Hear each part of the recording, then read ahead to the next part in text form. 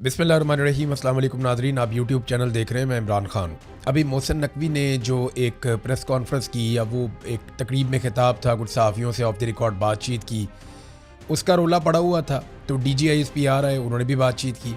ज़रा पहले आप नुकात देख लीजिए। एक तो मैं आपको बताऊँ, उसकी वो साइड है जहाँ पर वो बताते हैं कि हमने इतने ऑपरेशन किए, इतने दहशतगर्द मार दिए, सिक्योरिटी फोर्सेस के इतने लोग शहीद हो गए। तो वो बहुत ज़्यादा तफसीलात में जाते हैं। मोटी बात यह है कि पाकिस्तान दहशतगर्दी से मुतासरा ममालिक की फ़हरिस्त में सफ़े अव्वल पर है।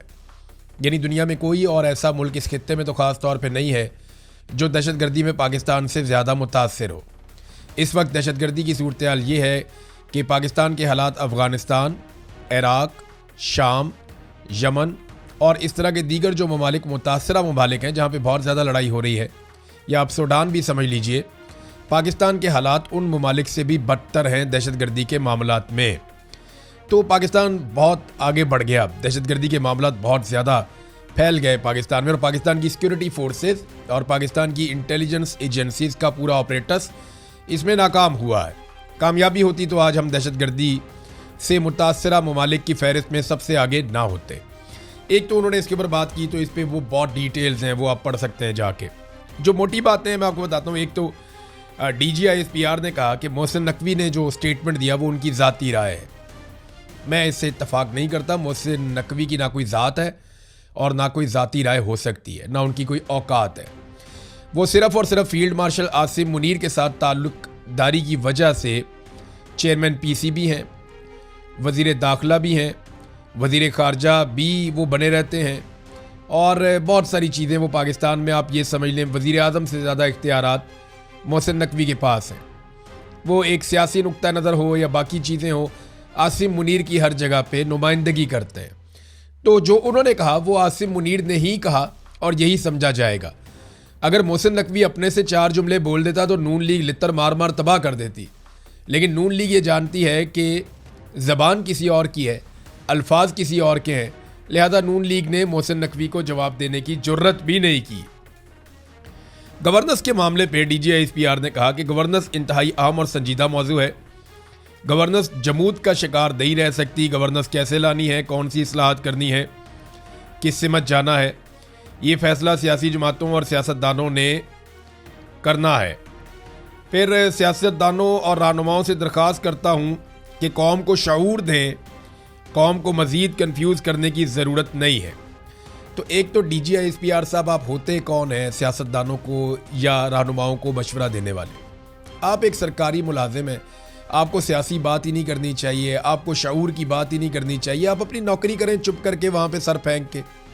आपका सिक्योरिटी का काम है, आप जाएं जाके अपना सिक्योरिटी का काम देखें। वहाँ पे लगातार दहशतगर्दी बढ़ रही है, बजाय इसके कि आप हमारे सवालों के जवाब दें, आप हमें मशवरे दे रहे हैं कि मुल्क कैसे चलाना है, कैसे नहीं चलाना। भाई वो नवाज शरीफ, शहबाज शरीफ, मरियम नवाज, बिलावल, आसिफ जरदारी, ये लोग खुद ही तय कर लेंगे इन्होंने मुल्क कैसे चलाना है। आप मेहरबानी करके सिर्फ अपना काम करें, आपका बनता नहीं है। आप कौन होते हैं कि आप मुदाखलत करें? और आपके मुताबिक शऊर की तारीफ क्या है कि जूते पॉलिश करेगा वो शऊर है?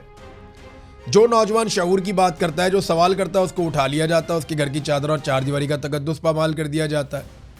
कश्मीरियों के शऊर की तौहीन आपके सामने है, मारंग बलोच का शऊर आपके सामने है, इसी तरह ईमान मजारी का शऊर आपके सामने है। जितने सहाफ़ी जिन्होंने सवाल उठाने की जुर्रत की, उनके साथ क्या हुआ? जो सवाल नहीं उठा सकते वो अपने मुंह से रोज़ कहते हैं जनाब हम मजबूर हैं, पाकिस्तान में रहते हैं। तो आपके मुंह से तो शऊर वाली बात अच्छी नहीं लगती कि कौम को शऊर दिया जाए और मज़ीद कन्फ्यूज़ ना किया जाए। तो सीधी सीधी बात है कि आप अपने हलफ की पासदारी करें। जब आपको ये निशानदेही की जाती है कि सर आप अपना हलफ क्यों तोड़ रहे हैं, तो आप कहते हैं ये बदतमीज़ी है, ये शऊर के ख़िलाफ़ है ये बात। यही तो वो शऊर है जो हर पाकिस्तानी को होना चाहिए। अब गवर्नेंस के मामले में वो कहते नहीं सियासतदानों ने करना है जो करना है। तो 900 फैसले करके बिल्ली हज को चली। यानी DGISP कहते हैं कि मुल्क कैसे चलाना है, गवर्नेंस कैसे करनी है, ये फैसले सियासतदान करेंगे।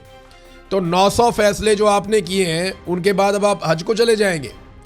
900 चूहे खाकर बिल्ली हज को चली। तो 900 फैसले करके अब आप गैर सियासी होने जा रहे हैं, सारा मलबा सियासतदानों पर डालने जा रहे हैं।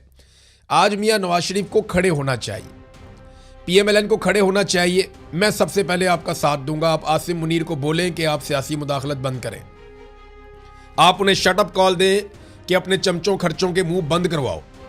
और इन्हें बोलो कि अपनी औकात के अंदर रहें और आप अपनी डोमेन में वापस जाए। मियाँ साहब हम सारे आपका साथ देंगे। अगर आप ये कर दें तो आपसे उम्मीद तो बहुत कम है, लेकिन अगर आप ये कर दें तो मौलाना फजलुर रहमान साहब ने जो स्टेटमेंट दिया उसके ऊपर DGISPR ने कोई ज़्यादा सख्त रद्द-ए-अमल नहीं दिया, लेकिन उन्होंने कहा ऐसी गुफ्तगू गैर इरादी तौर पर इंडियन बयारियों को तकवीयत देती है। गैर इरादी तौर पर यानी वो ये कह रहे हैं कि फजलुर रहमान ने जो कहा वो गैर इरादी तौर पर कहा, वो ऐसा कहना नहीं चाहते थे। उन्हें मार्जिन दिया फजलुर रहमान को, लेकिन ऐसा कोई मार्जिन यही DGISPR कभी भी पाकिस्तान तहरीक इंसाफ को नहीं देंगे। उन्हें कहते हैं जी फितना है, डिजिटल दहशत गर्द है। उन्हें कहते हैं सिद्ध के दिल से माफ़ी मांगे नहीं तो हम नहीं छोड़ेंगे, बहुत मारेंगे, हम इनको निशाने इबरत बनाएंगे, हम ये करेंगे वो करेंगे। इन्होंने जो ज़मीन आसमान के कलाबे मिला के जुल्म भी बहुत किया, लेकिन फजलुर रहमान के मामले में गुंजाइश रखी। हालांकि पाकिस्तान तहरीक इंसाफ ने शोहदा के ऊपर कभी ऐसे अटैक नहीं किया, उनके बारे में कभी ऐसी बात नहीं की। फजलुर रहमान ने जो बात की वो डिबेटेबल है कि शोहदा की लाशें तो कारगिल में छोड़ के आ गए थे, पाकिस्तानी फौज छोड़ के आ गई थी। इंडिया ने पाकिस्तानी फौजियों को वहाँ अमानतन दफनाया था, और जो फौजी लाशें वापस भी आई थी वो इंडिया ने दी थी, और इंडिया ने रिक्वेस्ट करके दी थी कि भाई आओ और आगे अपनी लाशें ले जाओ। ये बात तो फजलुर रहमान की ठीक है, गलत नहीं है। तो लाशों की तौहीन तो हुई थी शोहदा की, और वो फजलुर रहमान ने नहीं की थी। लेकिन ये वाला ताना आपको PTI ने नहीं दिया, इमरान खान ने नहीं दिया, फजलुर रहमान ने दिया। लेकिन इमरान खान को तुन के रखेंगे, क्योंकि इमरान खान इनके जो बड़े बड़े मफादात हैं उनके खिलाफ खड़ा हो गया था। फजलुर रहमान जो है वो क्योंकि पता है कि अपना ही आदमी है, अभी जो बोला कोई बात नहीं, फिर इसके साथ बातचीत बन जाएगी। हार्ड स्टेट के बारे में एक बात की DGISPR ने। हार्ड स्टेट के बारे में DGISPR का स्टेटमेंट बड़ा इंटरेस्टिंग है। DGISPR हार्ड स्टेट के बारे में कहते हैं कि हार्ड स्टेट में कानून सबके लिए बराबर होता है। अब सवाल ये पैदा होता है कि पाकिस्तान के army chief field marshal Asim Munir कई मरतबा कह चुके हैं कि मैं पाकिस्तान में हार्ड स्टेट कायम कर रहा हूं, और DGISPR आकर ये बताते हैं कि हार्ड स्टेट का मतलब ये है कि कानून की नज़र में छोटा बड़ा सब बराबर होंगे, कोई भी कानून से बालातर नहीं होगा। अब हार्ड स्टेट की ख्वाहिश रखने वाले और हार्ड स्टेट बनाने वाले फील्ड मार्शल आसिम मुनीर ने कानून से इस्तिस्ना फिर किस चक्कर में ले लिया? भाई एक तरफ आप हार्ड स्टेट की डेफिनेशन ये देते हैं, आप तारीफ करते हैं कि जनाब हार्ड स्टेट का मतलब है कानून सबके लिए बराबर, फिर आप कहते हैं हम हार्ड स्टेट बना रहे हैं, फिर आप खुद कानून से इस्तिस्ना ले लेते हैं कि जनाब कानून सब पे लागू होगा, मेरे पे लागू नहीं होगा। तो ये कौन सी हार्ड स्टेट है? लोगों को बेवकूफ़ बना रहे हैं ना। कहते हैं हार्ड स्टेट ला रहे हैं, इस तरह की स्टेट बन जाएगी, और फिर उसमें से अपने आप को निकाल देते हैं कि जनाब हम कोई जुर्म करें तो हमें कोई ना पूछे, कोई और जुर्म करे तो उसको जवाब देना पड़े। अब इसमें नाज़रीन बलूचिस्तान के हवाले से DGISPR ने कुछ बातें की हैं। बलूचिस्तान में वो कह रहे हैं जी हम किसी एलीट से या किसी सरदार से कोई बात नहीं करेंगे। कुछ एलीट और सरदार ये चाहते हैं कि 1947 से पहले वाला स्टेटस को बरकरार रहे। वो स्टेटस को ये कहते हैं गरीब का बच्चा पढ़े लिखे ना, तरक्की ना करे, डॉक्टर ना बने, इंजीनियर ना बने, फौज में ना जाए, कारोबार ना करे, कुछ ना करे, क्योंकि वो मेरा गुलाम रहे, बंदूक उठा के मेरे लिए चलता रहे। मसला तो ठीक है, लेकिन DGISPR आपका इससे कुछ लेना देना नहीं है। ना आपने इसको ठीक करना है, ना बलूचिस्तान में तालीम का काम आपने करना है, ना बलूचिस्तान में हेल्थ का काम आपने करना है, ना बलूचिस्तान में इंफ्रास्ट्रक्चर आपने डेवलप करना है, ना वहाँ की इकॉनमी आपने बेहतर करनी है, ना वहाँ की मादनियात में आपका कोई हिस्सा है। वहाँ की पॉलिसीज़ वहाँ के अवामी मुंतखब नुमाइंदे बनाएंगे,